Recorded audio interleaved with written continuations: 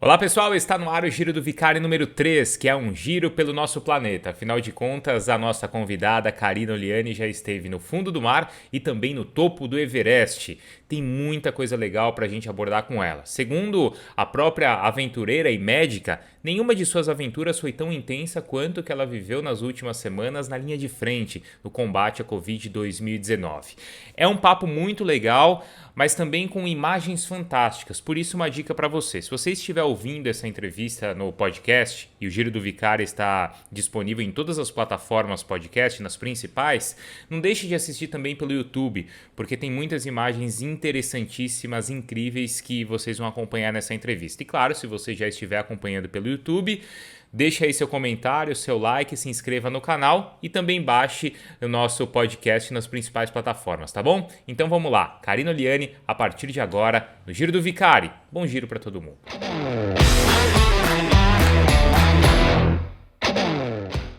Não, eu acho que é um período sem precedentes para todo mundo, assim, de verdade. Para mim foi um pouquinho mais intenso, se eu posso usar essa palavra, porque eu fiquei com meu pai 70 dias internado, 30 dias entubado, lutando entre a vida e a morte contra o Covid. E além disso, eu estava com a perna quebrada, me recuperando de uma fratura e trabalhando na linha de frente, no hospital de campanha, lidando com um monte de famílias que estavam passando pela mesma dor que a minha.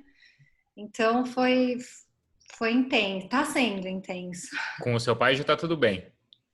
Ele teve alta, mas ele ainda está reabilitando, né? As pessoas que ficam tanto tempo entubadas, tanto tempo com Covid, assim, internadas, elas saem, infelizmente, com sequelas, assim, não é uma coisa que elas saem caminhando, elas acordam, às vezes, sem conseguir mexer nenhum músculo do corpo. É bem assustador.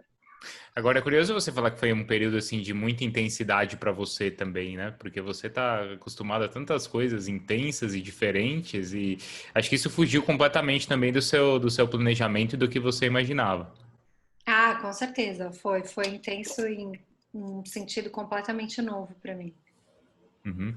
Você foi uma disposição sua em estar na linha de frente, em trabalhar ali no hospital de campanha, no IMB, foi uma você que se prontificou, é isso? Sim, é um trabalho, né? Não é voluntário, tem médicos que são Tá. contratados, mas precisava de muitos médicos e realmente ainda tem uma certa escassez porque os médicos, os enfermeiros, os técnicos de enfermagem, os fisioterapeutas, eles se contaminam com muita facilidade. Então, um fica doente, tem que sair, ser afastado por 14 dias, aí entra o outro, aí o outro pega e fica doente, tem que sair. Então, é difícil, né?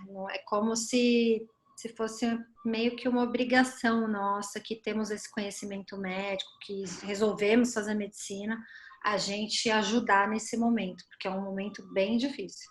Agora, a gente acho que não precisa discutir o que aconteceu nos últimos 2 ou 3 meses, mas olhar daqui para frente. Qual que é a realidade hoje, Karina? Hoje a gente discute muito, a gente que está envolvido com esporte, discute muito essa questão de voltaram os jogos, voltaram os treinos para quem é atleta amador, profissionalmente as competições voltarem. Como é que você, médica, enxerga isso? É momento já?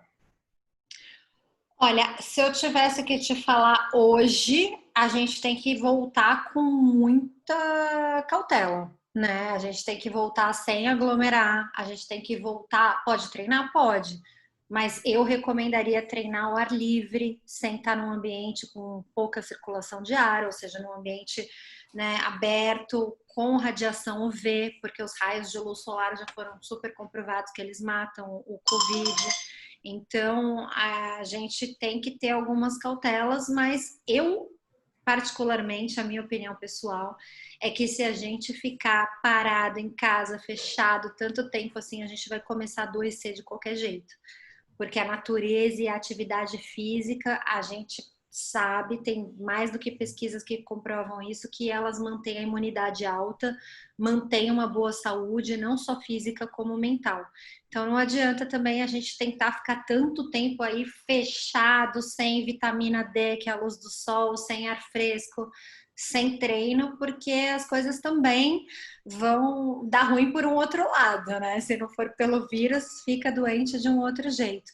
Então, tem maneira, sim, de você sair, você ir treinar e você fazer alguma coisa a céu aberto, sem aglomerar, sem estar super perto de um monte de gente, com a tua máscara e de uma maneira que você não está sendo um risco nem para as outras pessoas e nem para você mesmo.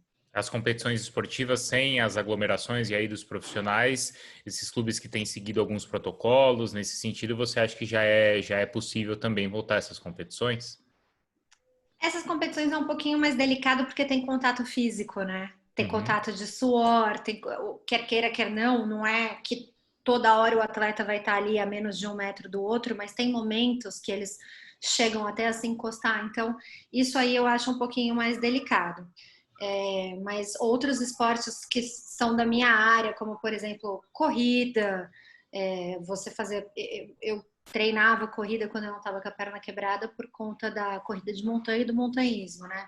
Ou então você ir nadar no mar sem estar perto de ninguém, você e o mar, entendeu? Ou então você ir surfar sem estar num pico que tá cheio de surfistas um do lado do outro, num mar mais tranquilo.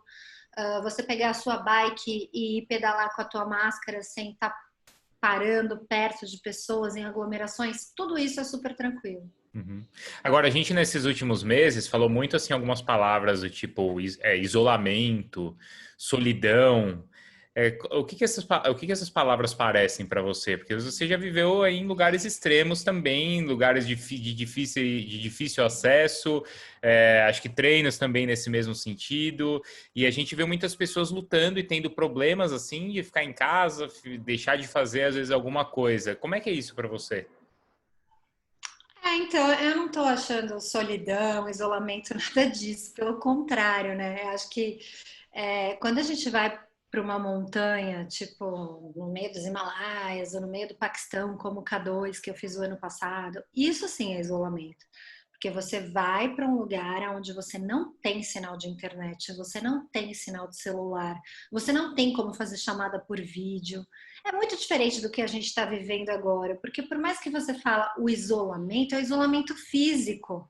Mas eu e você estamos aqui agora conversando, batendo um super papo, super conectados, sabendo da vida de um do outro, o que o outro está fazendo. Então, de verdade, eu não vejo isso como um isolamento. Eu acho até meio engraçado, né? As pessoas que falam, nossa, eu estou me sentindo sozinha. Eu nunca falei com tanta gente na minha vida, para ser sincera, como nesse período de pandemia, justamente por essa facilidade que a gente tem de se conectar ao Wi-Fi e conseguir falar com uma pessoa em qualquer canto do mundo e ainda olhar nos olhos dela e estar conversando do jeito que a gente está conversando agora. Agora, quando você viaja e vai para esses lugares, existem as pessoas que moram nesses lugares também. é, são assim, pessoas que vivem de maneira isolada, certo? Como é que você vê Sim. essas pessoas lá, o que a gente vive aqui, essa dependência que a gente tem desse tipo de comunicação ou de interação, de rede social, de informação, e essas pessoas lá não dependem disso? Quem que é mais evoluído nessa história? Olha, quem sou eu para julgar, né? E para falar, apontar o dedo, isso está certo, isso está errado, mas a minha opinião é que essas pessoas ela têm um tipo de interação e uma experiência de vida completamente distintas da nossa, né? A nossa com a modernidade, com tantas ferramentas na mão, com tanta tecnologia, a gente tem muitos pontos a favor, claro, muitos Uhum. benefícios, muitas coisas que beneficiam a gente, mas por um outro lado, nós também temos um preço alto a ser pago, e a gente sabe disso. Porque quantas vezes a gente olha ali aquele aplicativo que mostra quanto tempo você passa no celular por dia e você caramba, eu passei 6 horas do meu dia no celular, e é um absurdo, mas você nem se dá conta disso, né? E aí você fica muito dependente. Às vezes eu saio com amigos, tipo, quando a gente podia, né, fazer um happy hour, alguma coisa, a gente chegava no bar e aí olhava para a mesa do lado e tava lá a rodinha de amigos e todo mundo assim, ó, no celular, olhando para baixo. Então, o que adianta você estar fora do isolamento físico, sendo que você tá lá, você não tá olhando no olho da pessoa, você não tá conversando, interagindo, você tá conectado com o teu celular. Então isso também é uma outra coisa que quando eu vou para a montanha eu gosto muito, porque eu tenho os dois mundos e eu consigo comparar, né? Quando eu vou, por exemplo, para um K2 da vida, que eu fico 2 meses no meio da cordilheira do Karakoram, do Paquistão, sem conseguir olhar Instagram, olhar Facebook, checar e-mails, eu me conecto comigo mesma, eu me conecto com o povo local, eu consigo sentar na beira de uma fogueira à noite e olhar as estrelas e conversar com as pessoas que moram naquele local e aprender um monte de coisa nova que eu não poderia aprender. E a gente, às vezes, aqui no nosso dia a dia, no meu caso de médica, eu chego de um plantão, já entra nos e-mails, já olha o Instagram, já faz um post, ou então já fica ali em algum site vendo alguma coisa, comprando ou vendendo alguma coisa, e quando você vê, já está na hora de dormir e você não teve aquela conexão com as pessoas, né?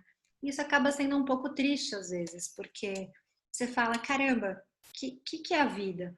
A vida nada mais é do que essa conexão que a gente deixa, esse legado, as coisas boas que a gente faz, essa conversa, essa troca com as pessoas. Porque quando a gente for embora daqui não fica nada, só fica isso. Uhum. Eu perdi uma amiga minha essa semana e de Covid. E foi bem isso, assim, o que ficou? Ficou os sorrisos dela, ficou as coisas gostosas que ela fazia pra gente comer, ficou as risadas, as coisas que falava, as piadas. O resto a gente não leva nada mesmo, né? Uhum. Mas quando você vai, você não sente falta? Você demora um tempo para se adaptar à vida sem esse contato aí com rede social, com informação, com internet? Quando eu vou, eu já estou esperando isso. Como Tá. eu vou, muitas vezes, desde pequenininha, eu saio em expedições, eu adoro isso. De pequenininha, assim, né? Faz pelo menos 20 anos que eu faço isso. Então, eu sei que é um período que eu vou ficar com uma outra conexão. Eu não vou ficar isolada. Eu simplesmente vou mudar o tipo de conexão. Em vez de ser mídias sociais, de ser Facebook, Instagram e tal, eu vou me conectar com aquelas pessoas locais de uma maneira muito mais lenta, não tecnológica. A gente vai olhar as estrelas, a gente vai cuidar dos animais, a gente vai observar os sinais da natureza e os sinais que a montanha manda pra gente, se dá para subir no dia seguinte ou se tá o céu tá se preparando e vai cair uma baita nevasca, entendeu? Uhum. Então eu gosto muito disso. E aí, é claro, quando eu já estou há 2, 3 meses sem tudo isso, eu começo a caramba, né? Agora eu tenho que voltar, eu preciso me comunicar, preciso saber o que está acontecendo. Aí eu volto para o mundo normal. Aí eu fico mega conectada e aquele excesso de informações tal. Passou 3 meses eu falo, ai, que saudade da montanha, que saudade daquela paz, daquela tranquilidade, porque quando você não está tão conectado na rede, você está mais no momento, você está vivendo mais o presente. E uma vez eu escutei que excesso de passado causa depressão, excesso de futuro causa ansiedade. Então, que a maneira da gente viver pleno é a gente viver no presente. E quando a gente não tem tanta rede, tantas notícias, a gente está vivendo no momento, tempo e espaço onde você está, no momento onde você se encontra com as pessoas onde você está. E muitas vezes quando a gente está no celular ou está na rede, a gente não está vivendo dessa maneira, né? Agora, você conhece esses dois lados e nas suas atividades também tem, acho que um ponto que é bem diferente. Você acha que quando vai fazer essas expedições, por exemplo, subir uma montanha, acho que tudo é calculado e programado, né? Desde do trajeto, o peso da sua mochila, tudo é absolutamente programado. Uhum. E você, como médica que atende emergências, eu imagino que você não sabe como é que vai ser seu dia, o que vai vir pela frente. Do que você gosta mais? As duas coisas são muito legais. Eu gosto da combinação de tudo isso, porque é, de todas as maneiras a palavra aventura se aplica. Aventura do latim ad venturi, o que está por vir.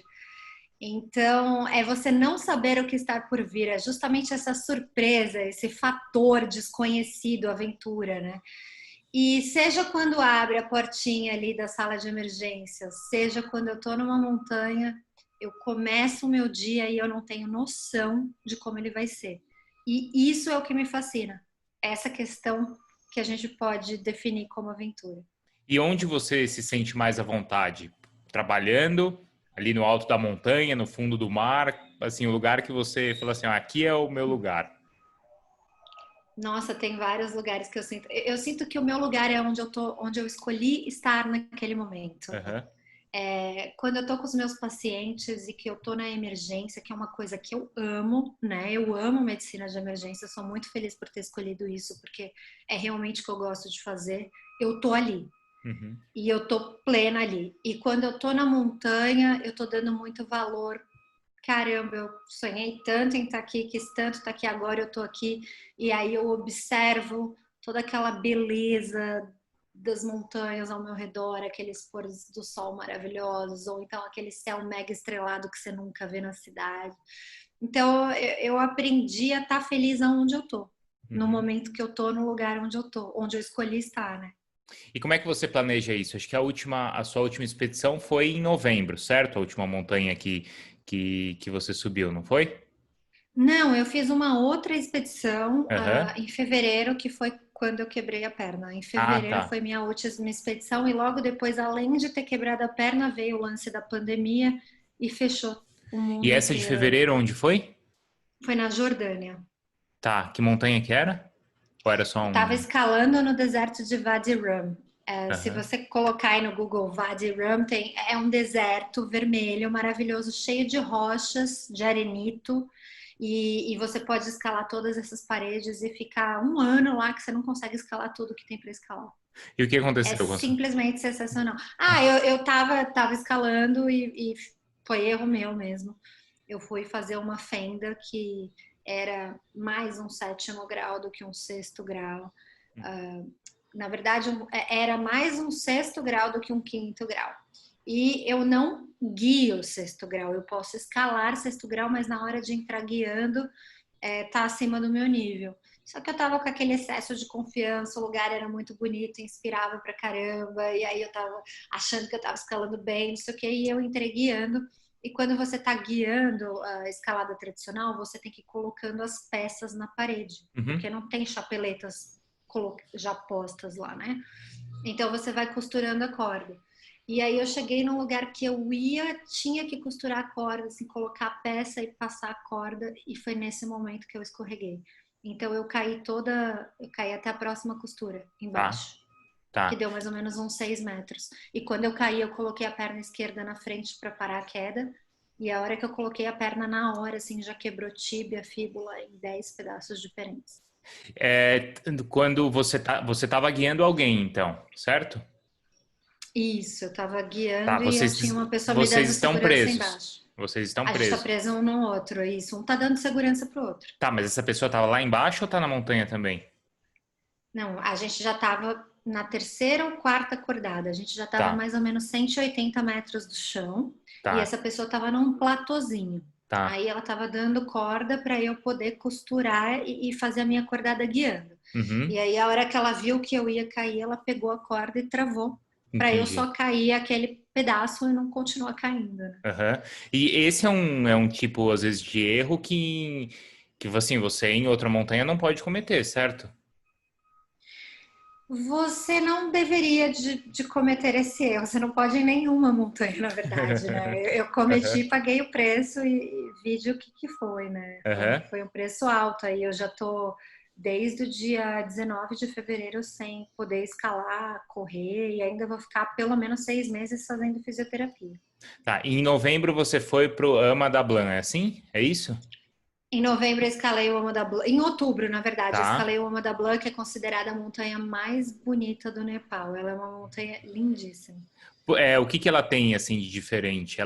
Eu vi É que o elas... formato dela. Aham, Ela é muito. A hora que você começa a fazer a trilha do acampamento base do Everest, e logo depois de Namche Bazar, que é um dos vilarejos maiores que tem ali no Vale do Khumbu, você sai, você olha e já tem aquela montanha maravilhosa. E o formato dela, Ama da Blanc, significa colar de pérolas. E na verdade, esse colar de pérolas é o glacial, que faz como se fosse um echarpe, assim, um cachecol em volta da montanha e ela é bem pontiaguda em formato de pirâmide e ela tem uma face extremamente íngreme e brilhante, assim. Então, quando você olha ela, ela é aquela coisa que se destaca assim na paisagem, deixa todo o resto no chão. Uhum. E quando você esteve duas vezes no Everest, certo? Foi brasileira mais jovem, primeira sul-americana a escalar pelas duas faces, certo? Uma em 2013 e outra em 2017. Isso, na época eu fui, mas agora já teve uma outra brasileira, Tá, mais jovem do que eu, que subiu o Everest. Eu continuo sendo a única realmente que escalou pela face sul, que fica do lado do Nepal, e a face norte, que fica do lado da China, antigo Tibete. qual que é a principal diferença entre os dois lados? A face sul, ela é mais assim, ó. Essa é a face sul, essa é a face norte. Dá para Tá, entender a diferença? dá para entender. Dá para Essa daqui entender. ela é bem mais íngreme, ela é bem mais técnica que a face norte, mas ela é muito mais rápida, porque você sobe direto. A Tá. face sul não. A face sul ela é um pouco mais, assim, tem bem mais lugares planos, ela não é tão íngreme, mas você demora muito mais para escalar ela. Dá para falar que a face sul é um trekking que você faz pela montanha ou não? Não dá para falar que é um trekking porque tem diversos pontos de escalada mesmo, Tá. E assim, técnicos. Mas a maior parte você realmente está andando. tá, perfeito. Mas aquela primeira parte, acho que dos dois lados, é muito complicada da questão ali das geleiras, das fendas, principalmente, certo? Onde você tem que fazer algumas travessias. Principalmente na face sul. Chama Khumbu Ice Fall, que Aham, é a cascata de gelo do Khumbu, e ela fica entre o campo base e o campo 1, ou seja, mais ou menos entre 5.400 e 6.000 metros de altitude, e é uma das partes mais técnicas do Everest, pela face aham. sul. Agora, sempre que eu vejo e leio, já li muitos livros do Ranieri, do Nick Levitz, né, do pessoal que faz essas expedições, eu fico assim encantado com a relação que vocês acabam estabelecendo com os Sherpas. Nas duas vezes em que você subiu, você foi com o mesmo Sherpa, certo? Que é a pessoa, né, ali, o guia local, a pessoa que conhece a montanha e que leva os alpinistas. Como que é essa relação e como que é praticamente entregar, assim, a sua vida e confiar a sua vida na mão de uma pessoa, assim? É uma via de duas mãos. Ele tá confiando a vida dele em mim e eu tô confiando nele. Claro Uhum. que ele tinha muito mais experiência, né? Na época que a gente escalou o Everest pela primeira vez juntos, ele já tinha feito 5 cumes e eu tava indo pro Everest pela primeira vez. Ele é um dos meus melhores amigos. Desde 2010 a gente se conhece, o Pemba Sherpa, e, e assim, não poderia ter uma pessoa melhor para eu escalar, sabe? Então foi por isso que ele gosta de escalar comigo, eu gosto de escalar com ele. Escalar é uma coisa muito engraçada, porque é como você ir para a guerra com alguém. Você tem que confiar demais naquela pessoa, Uhum. né? Em todos os sentidos. Então, quando você escala com alguém, é bem isso que você falou, assim. Você tem que ter essa relação de confiança, porque é a tua vida que está em jogo. Né? E o Pemba sabe que se acontece alguma coisa com ele, eu vou estar lá para ele, e eu sei que se acontece alguma coisa comigo, ele vai estar lá para mim. Então, é muito. Tem que ser assim quando você vai escalar com alguém. Se for de outro jeito, não é tão gostoso, você não se sente bem. Quando você levou e você leva frequentemente tudo isso para televisão, não é? Você já de- do Fantástico à televisão fechada é muito comum assim te ver e te ver nas suas, né, nas suas aventuras, claro. Qual que é a satisfação que isso te dá? Como é que você trabalha assim na TV? Puxa, isso é um dos meus trabalhos, né? Aham. Em primeiro lugar, eu sou médica, mas em paralelo eu sempre fui fazendo documentários de expedições, aventuras, esportes outdoor. E hoje não, há 13 anos eu fundei a Pitaia Filmes. Uhum. E eu dirijo e produzo esses documentários através dessa produtora, que foi criada justamente para fazer esse conteúdo que eu gostaria de assistir, sabe? Esse conteúdo que Uhum. eu falo, meu Deus, eu quero ver alguém fazer isso. Aí não tinha. Aí eu peguei, montei a Pitai e comecei a fazer e filmar. E quando você vê um projeto que você sonhou, que você batalhou anos e anos para ele sair do papel, que você foi lá, deu sua vida, conquistou, voltou editou tudo, montou um baita documentário, e você vê aquilo passando na TV, dá um orgulho danado, assim, é muito gostoso. E há Eu dois não sei anos, explicar. um documentário venceu o Oscar, certo? Free Solo, do Alex Honnold, né? Aquele escalador americano. Sim, o Jimmy Chin fez um baita documentário do Alex Honnold, mas o Alex Honnold é o outro nível, né? Assim, ele é, sem dúvida, um dos melhores escaladores do mundo da atualidade. Sim, até porque ele assim, ele faz, o documentário mostra o alto risco do que ele se propôs naquele documentário, certo? Porque era uma escalada livre em um paredão ali imenso também. E assim, simplesmente Exatamente. sem uma segurança, né? Assim, quer dizer, a segurança estava nele, né? No trabalho dele, né, Karina? Sim, sim, ele estava solando, né?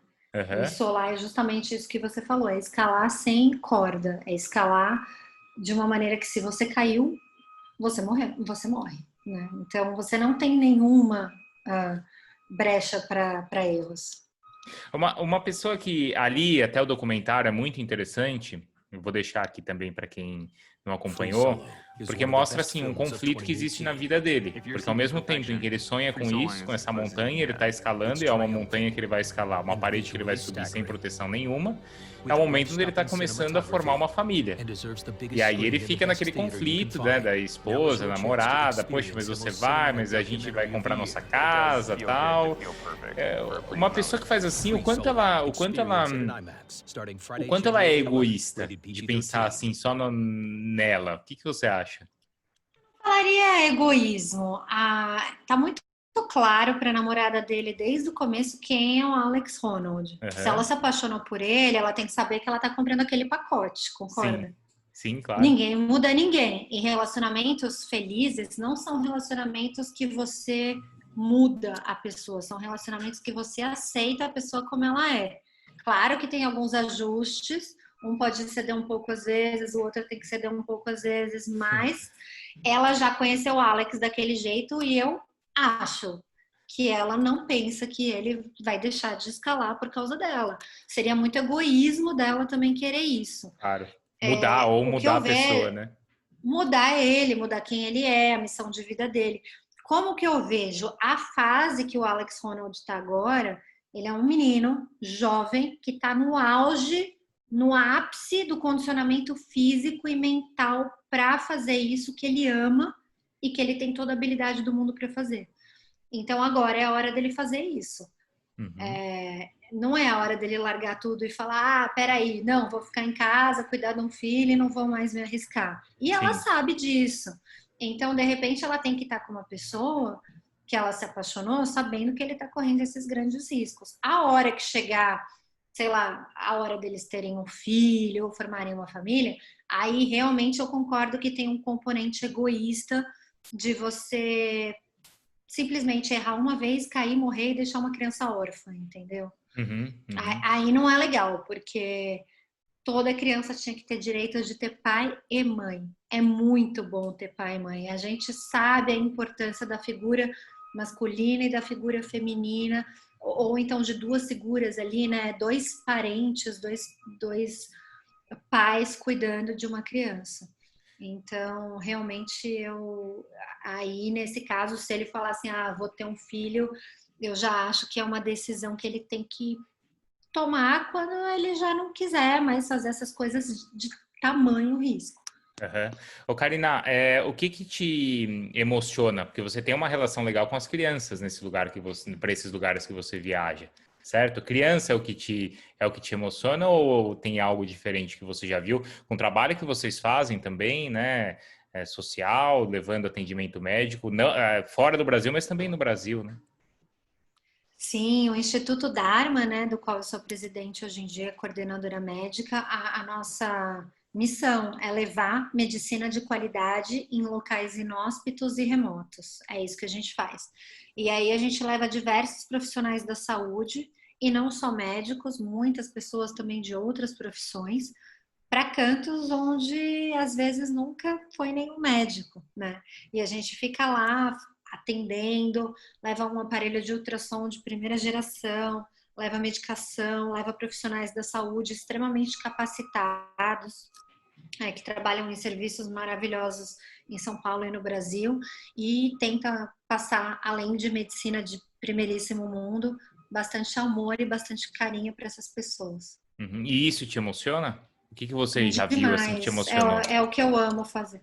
Aham. Aí a gente vai ter que ficar aqui talvez umas 10 semanas conversando, Contando e vendo. mas contando as histórias. Não tem nenhuma Aham. expedição voluntária médica que a gente faz que a gente não volta com pelo menos umas 5 histórias assim de fazer qualquer um ficar com lágrima no olho, sabe? Aham.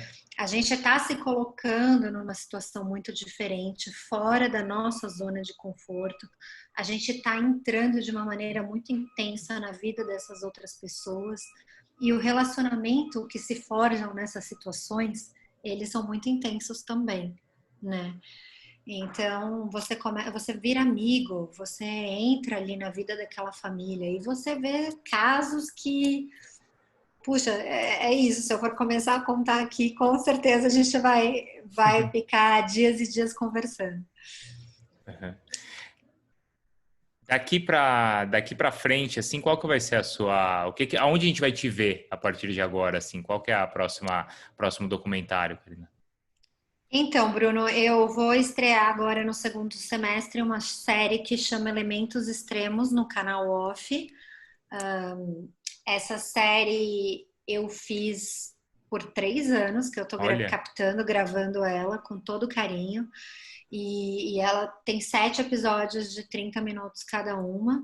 E além disso, agora no Discovery Channel está reprisando uma das minhas séries que eu tenho lá, que chama Desafio Celebridades. E eu também vou fazer 2 matérias especiais para o Fantástico no segundo semestre. legal. E desses 7 capítulos, em que condição que é? São condições extremas, você falou. O que que tem, assim, de Chama Elementos elementos Extremos. Então, o que que eu extremos? fiz? Eu peguei os elementos diferentes da natureza. Então, peguei água, fogo, ar, rocha, floresta, gelo. E em cada um desses elementos eu fui fazer uma coisa mais extrema que a outra. Aham. De Legal, esporte, né? legal. Então, o pessoal vai poder conferir isso no canal Off no segundo semestre. Boa. Karina, obrigado então aí pela sua atenção e a gente espera agora aí no segundo semestre te acompanhar nessas novas aventuras também. Obrigada a você pelo convite, pelo bate-papo e depois compartilha comigo também que eu quero divulgar aí para o pessoal. Legal, claro. Obrigado, viu? Valeu, Bruno. Beijão. Tchau, tchau.